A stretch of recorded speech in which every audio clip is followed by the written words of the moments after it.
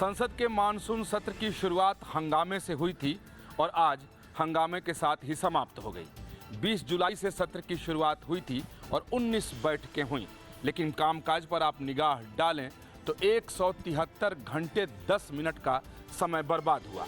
यानी हंगामे की भेंट सदन की कार्रवाई चढ़ गई।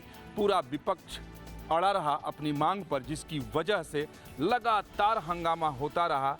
विधायी कार्य व्यापार कुछ हुए तो शोर शराबे और हंगामे के बीच हुए। कुल मिलाकर कहा जा सकता है कि पूरा मॉनसून सत्र धुल गया।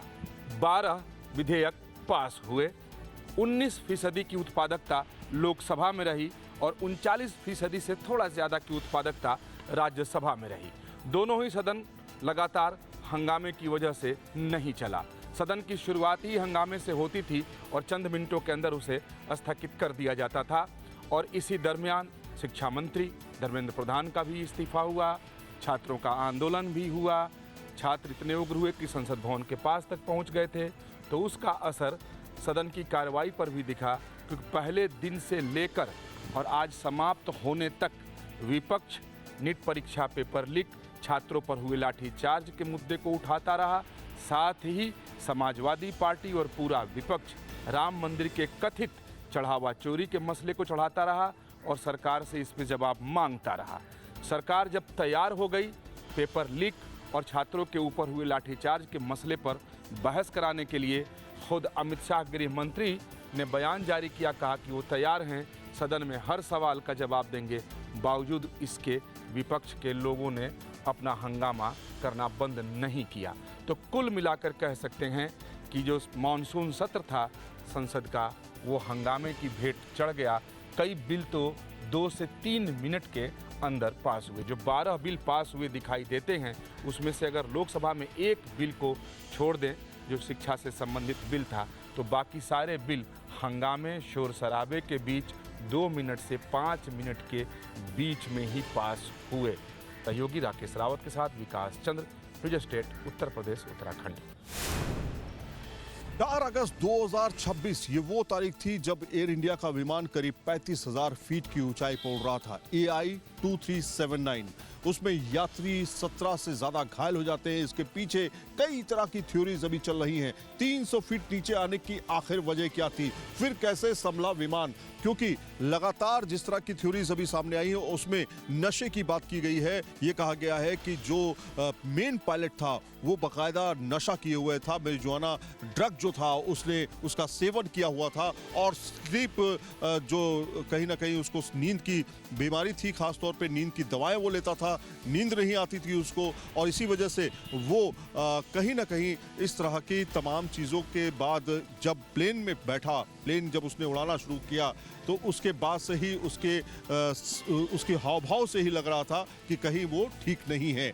लेकिन अब जो थ्योरी सामने आई है उसके मुताबिक वो ये कि हाइड्रोलिक फेलियर था। एक पूरी लिस्ट सामने आई है, कब कब हाइड्रोलिक सिस्टम में प्रॉब्लम्स आई, ये सारी जानकारी अब सामने आई है। जब विमान लैंड कर गया, उसके बाद जब मेंटेनेंस में पहुंचा, तब ये खुलासा सामने आया। अब जो मामला सामने आया उसके मुताबिक AAIB जो है इसकी जांच कर रहा है, लगातार जांच आगे बढ़ रही है।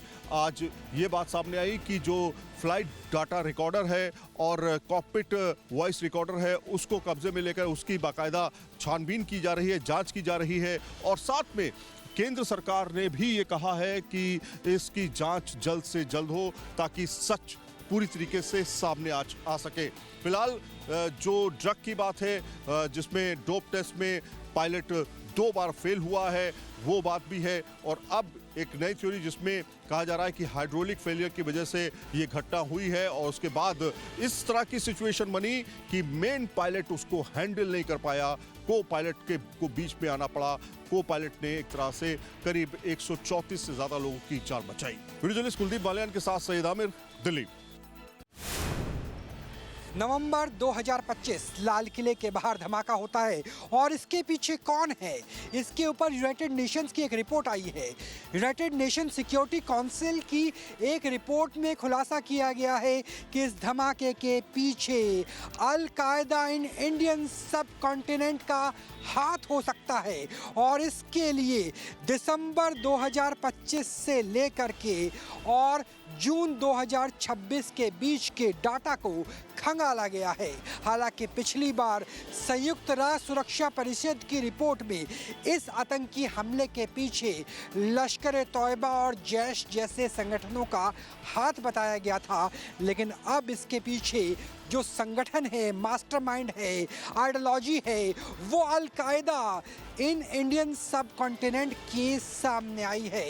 इसे लेकर के अब दिल्ली पुलिस और विभिन्न एजेंसियों की जांच, जिसमें नेशनल इन्वेस्टिगेशन एजेंसी भी शामिल है, काफ़ी अहम हो जाती है, क्योंकि यूएन की ये रिपोर्ट खुलासा करती है कि लाल किले के बाहर दिल्ली को दहलाने वाले बम विस्फोट, जिसमें 11 लोगों की मौत हो गई थी, उसके पीछे अल कायदा आतंकी संगठन का हाथ था। कैमरा सहयोगी जयराम यादव के साथ राहुल डबास, न्यूज़ स्टेट, दिल्ली। शिरोमणि अकाली दल के सुखबीर सिंह बादल ये परिवार के साथ नांदेड़ गुरुद्वारा दर्शन के लिए आए थे और आज नांदेड़ के गुरु जो माता साहब है वो गुरुद्वारे के पास जाते समय परिसर में वहाँ के उनके ऊपर अटैक हुआ है, जानलेवा हमला हुआ है और पुलिस ने एक शख्स को गिरफ्तार किया है जो कि सुखबीर सिंह बादल के जो हाथ है वहाँ पर चोट आई थी। उसके बाद उनके जो साथी है पुलिस कर्मचारी उनको भी मामूली सी चोट आई है और सुखबीर सिंह बादल को यहाँ पर निजी अस्पताल है जो एसएसआई अस्पताल है, यहाँ पर उनको इलाज के लिए भर्ती कराया गया और अभी यहाँ पर पुलिस का बंदोबस्त भी बड़े पैमाने पर लगाया गया, आप देख सकते।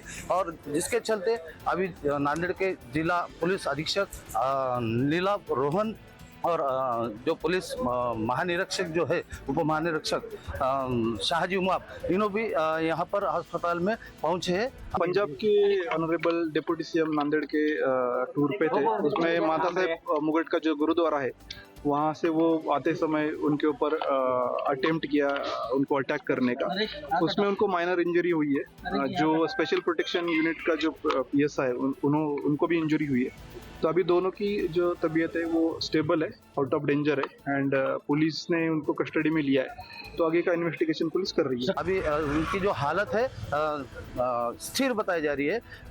नांदेड़ से कुंवर चंद मंडले।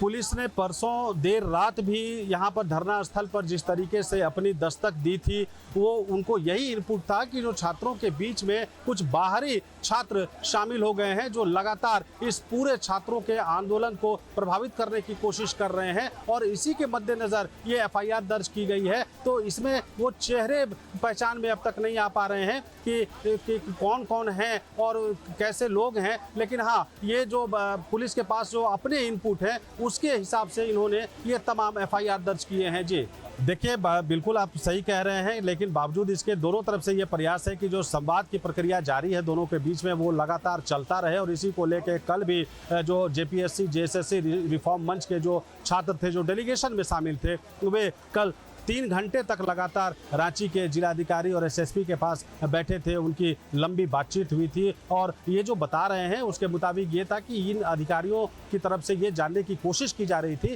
कि जेपीएससी की मांग सरकार ने जब मानने की बात कह दी है और उसके बावजूद अगर ये लोग धरने पर बैठे हुए हैं तो आखिर इसके पीछे की क्या वजह है। छात्रों का स्पष्ट तौर पर कहना है कि जेपीएससी की मांगे मानने की पर सहमति सरकार ने तो दे दी है, लेकिन जो जेएसएससी सीजीएल है उस पर सरकार की तरफ से कोई भी पॉजिटिव रिस्पॉन्स नहीं आया है।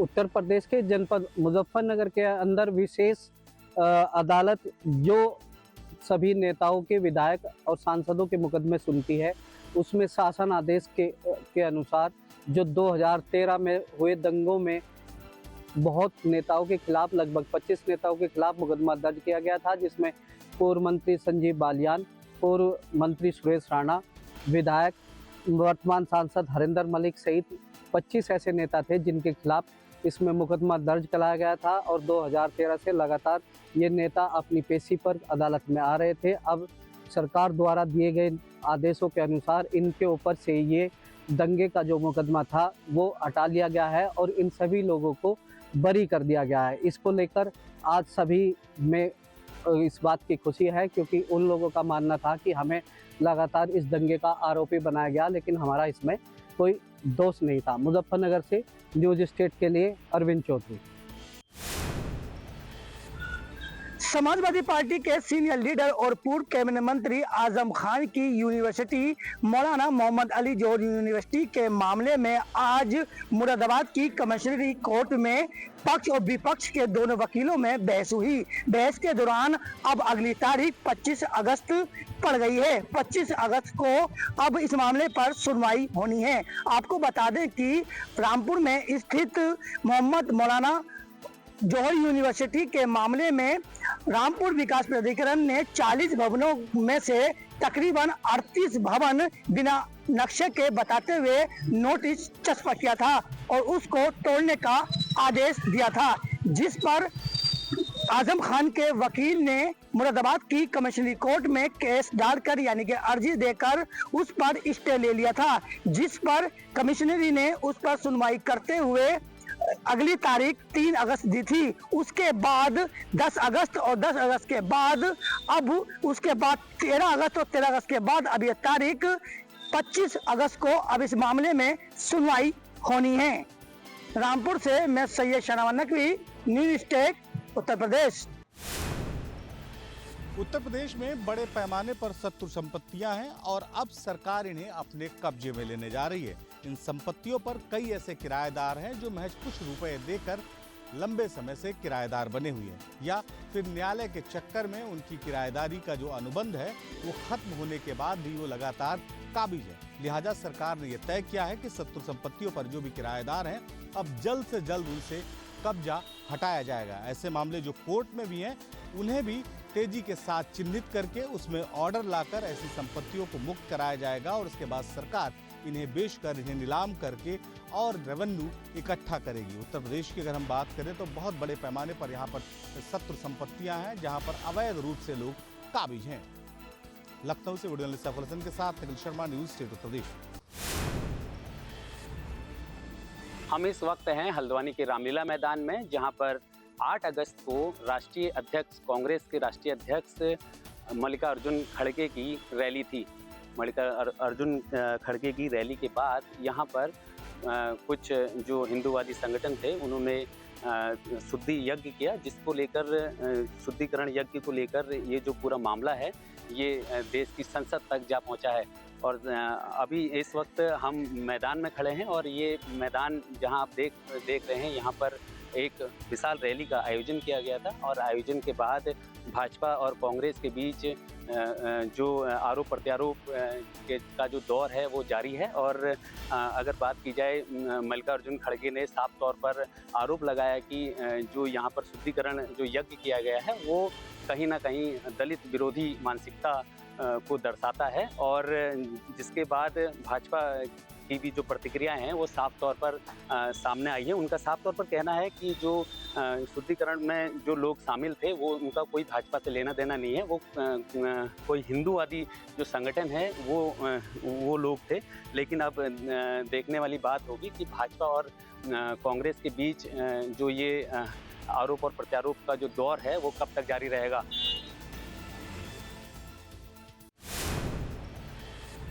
कांवड़ यात्रा शुरू होते ही सरकार ने साफ कर दिया था कि उत्तर प्रदेश में कांवड़ यात्रियों को किसी भी तरह का कोई व्यवधान न झेलना पड़े। यही वजह है कि सरकारी अफसर आपको सड़कों पर उतरे हुए दिखाई पड़े। खुद मुख्यमंत्री योगी आदित्यनाथ के साथ अफसरों ने कांवड़ यात्रियों के रूट में बाकायदे पुष्प वर्षा की। पूरे उत्तर प्रदेश की बात करें तो 4.5 करोड़ से ज्यादा कांवड़ यात्रियों ने अपनी यात्रा पूरी की और जलाभिषेक किया। 3.5 लाख से अधिक श्रद्धालु तो महज काशी विश्वनाथ पहुंचे। पूरे प्रदेश में चाहे वो नोएडा की बात करें, गाजियाबाद की बात करें या बाराबंकी, अयोध्या या गोरखपुर की या काशी विश्वनाथ की बात करें, बड़ी संख्या में श्रद्धालुओं ने अपनी इस यात्रा को पूरी किया और सरकार को धन्यवाद दिया। सरकार ने भी इस यात्रा में पूरी तरीके से अपनी हर उस तंत्र को लगाया जिससे इस यात्रा को सफल बनाया जा सकता था। लखनऊ से वीडियो जर्नलिस्ट सैफुल हसन के साथ मुकुल शर्मा, न्यूज़ 8 उत्तर प्रदेश। राम मंदिर की व्यवस्था में बड़े बदलाव किए गए हैं। अब जितने भी राम मंदिर के अर्चक पुजारी हैं वो सब एक ड्रेस कोड में नजर आएंगे। सब पीताम्बर ड्रेस में होंगे, लेकिन ये वस्त्र सिले नहीं होंगे। नीचे धोती पहनेंगे तो ऊपर जो है एक ओढ़नी के तौर पर उत्तरीय जो है वो उनका वस्त्र होगा। बताया जा रहा है कि ये जो वस्त्र होगा, जो ड्रेस कोड होगा, वो मौसम की तरह होगा। अगर गर्मी है तो गर्मी में रेशमी के कपड़े होंगे, उसके होंगे, और सर्दियों में इसके फूलन के होंगे। तो कुल मिला के अब चाहत हुई के बाद व्यवस्थाओं में बड़ा बदलाव देखा जा रहा है। जितने भी मंदिर है, उपमंदिर हैं, सभी में जो अर्चक हैं सभी पीले वस्त्र पहनेंगे। और अब ये ड्रेस कोड जो है वो 15 अगस्त से लागू हो जाएगा। धार्मिक कुमार दास ने बताया कि व्यवस्थाओं में बड़ा बदलाव किया जा रहा है। सभी एक रूपता रहे, एक तरह दिखे, इसके लिए अब ड्रेस कोड लागू किया जा रहा है जो 15 अगस्त से लागू होगा। अब सभी अर्चक जो है पीताम्बर ड्रेस में नजर आएंगे। ठाकुर श्री रामलला सरकार की सेवा में जो अर्चक बंधुजन हैं, हमारी संत समिति ने निर्णय लिया है कि वो सूचीबद्ध जो यानी कि सिला हुआ वस्त्र ना हो, ऐसा रेशमी सिल्क का वस्त्र होगा, नीचे धोती और ऊपर उत्तरीय होगा। शरदकालीन ऋतु में वो ऋतु के अनुसार होगा वस्त्र, लेकिन कलर वही रहेगा, पीत वस्त्र में रहेंगे सभी लोग। ये तय किया गया है जो कि शुद्ध माना जाता है। कहीं ना कहीं स्पर्श से भी वो वस्त्र अशुद्ध नहीं होते हैं। रेशमी सिल्क का जो वस्त्र होगा या ऊनी वस्त्र होगा शरदकालीन ऋतु में, वो अशुद्ध नहीं होगा। इसलिए समिति ने निर्णय लिया है कि अर्चक बंधु जितने भी हैं वो सभी लोग एक ड्रेस में रहेंगे।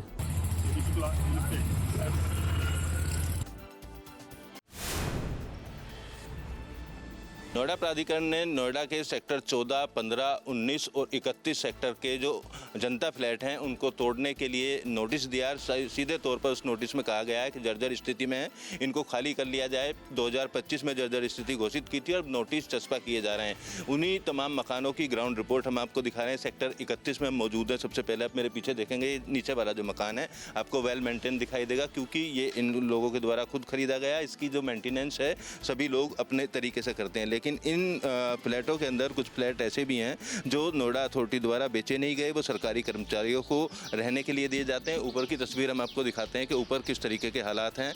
ऊपर आप देखेंगे जो ऊपर वाले फ्लैट हैं, स्थानीय लोगों का बताना है कि देखो दरार वहाँ पर आई हुई है, और इनका कहना है कि जो प्राधिकरण द्वारा पुलिस को या अन्य विभागों को दिए गए उन फ्लैटों की हालत काफ़ी ख़राब है। उन फ्लैटों के चलते जो यहाँ के मूल निवासी हैं जिनके द्वारा फ्लैट खरीदे गए, उनको भी अपने फ्लैट के टूटने का जो डर है वो सता रहा है। फिलहाल नोटिस लगा दिया गया। नोटिस लगाने के बाद ये बात नहीं कही गई है कि वैकल्पिक इंतजाम क्या है, अगर खाली करेंगे तो कहां पर वो रहें और किस तरीके से अपने परिवार को रखें। वीडियो जर्नलिस्ट अजय कुमार के साथ अमित चौधरी, न्यूज़ 8 नोएडा। वाराणसी में सावन के महीने में नॉन वेज की बिक्री पर प्रतिबंध है, और ऐसे में कुछ लोग फिर भी बिक्री करते हुए पाए गए थे, जिस पर लगातार जुर्माना लगाया जा रहा है। और ये वो नॉन वेज का मार्केट है, सरकारी ये बाजार है जहाँ पर पूरी तरीके से प्रतिबंध था, क्योंकि यही रास्ता काशी विश्वनाथ मंदिर को भी जाता है आगे, और इसी जगह पर नॉन वेज बेची जा रही थी, जिसे लेकर के कई दुकानदारों पर न सिर्फ आर्थिक जुर्माना लगाया गया है, बल्कि चेतावनी भी दी गई कि अगर कोई भी नॉन वेज की बिक्री करेगा तो उसकी दुकान सीज कर दी जाएगी। और इसके बाद अब तस्वीरों में देख सकते हैं नॉन वेज के इस बाजार को बंद कर दिया गया है। वाराणसी में कई जगह शिकायत आई कि प्रतिबंध के बावजूद भी नॉनवेज की बिक्री सावन के महीने में हो रही थी, और जिसे लेकर के अब तक 60,000 से भी अधिक का जुर्माना वाराणसी नगर निगम वसूल चुका है। साथ ही दुकानदारों को भी चेतावनी दी गई है कि अगर एक भी दुकानदार अगर फिर भी बिक्री करता हुआ पाया गया तो अब उसकी दुकान सीज होगी और कानूनी कार्रवाई भी होगी। तो फिलहाल सावन के महीने में नॉनवेज की बिक्री पर प्रतिबंध है, और तेजी से अब वाराणसी नगर निगम जो भी नॉनवेज की बिक्री कर रहा है उसके ऊपर कार्रवाई करती हुई दिखाई दे रही है। वीडियो जर्नलिस्ट शिवम मिश्रा के साथ सुशांत मुखर्जी, न्यूज़ 8 वाराणसी।